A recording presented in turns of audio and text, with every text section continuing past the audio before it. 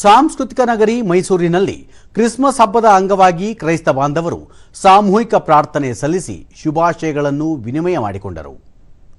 ಇತಿಹಾಸ ಪ್ರಸಿದ್ಧ ಸಂತ ಫಿಲೋಮಿನಾ ಚರ್ಚಿನಲ್ಲಿ ಮೈಸೂರು ಪ್ರಾಂತ್ಯದ ಧರ್ಮಾಧ್ಯಕ್ಷರಾದ ಡಾಕ್ಟರ್ ಫ್ರಾನ್ಸಿಸ್ ಸೆರ್ವಾವ್ ಎಸ್ಜೆ ಗೋಧೂಳಿ ಪೂಜೆ ನೆರವೇರಿಸಿದರು.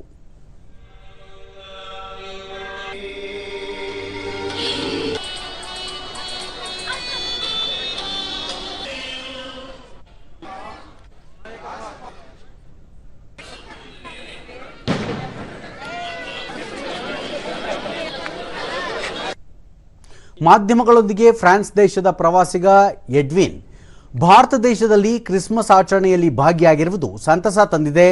ವಿವಿಧ ಭಾಷೆಗಳಲ್ಲಿ ಒಟ್ಟಾಗಿ ಪ್ರಾರ್ಥನೆ ಸಲ್ಲಿಸುವುದರಿಂದ ವಿವಿಧತೆಯಲ್ಲಿ ಏಕತೆ ಕಾಣಲು ಸಾಧ್ಯವಾಗಿದೆ ಎಂದರು. Very happy to be here. A lot of welcoming people, happiness, smiles. ಮತ್ತೋರ್ವ ಪ್ರವಾಸಿಗರಾದ ಸೂಫಿ ಕಳೆದ 25 ವರ್ಷಗಳ ನಂತರ ತಮ್ಮ ಕುಟುಂಬ ಭಾರತದಲ್ಲಿ ಕ್ರಿಸ್ಮಸ್ ಆಚರಣೆಯಲ್ಲಿ ಪಾಲ್ಗೊಂಡಿರುವುದಾಗಿ ತಿಳಿಸಿದರು. 5 years ago, but for the family it's the first time, so very happy to celebration. Very good, very lifeful, lots of life. Thank you.